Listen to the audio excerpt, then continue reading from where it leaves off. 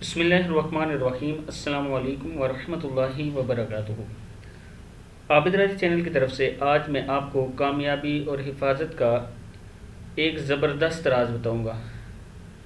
اس عمل کی آپ سب کو اجازت ہے۔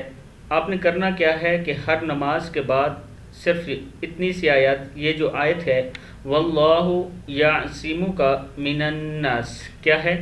واللہ یعصمک من الناس، 21 مرتبہ خلوص دل سے پڑھیں۔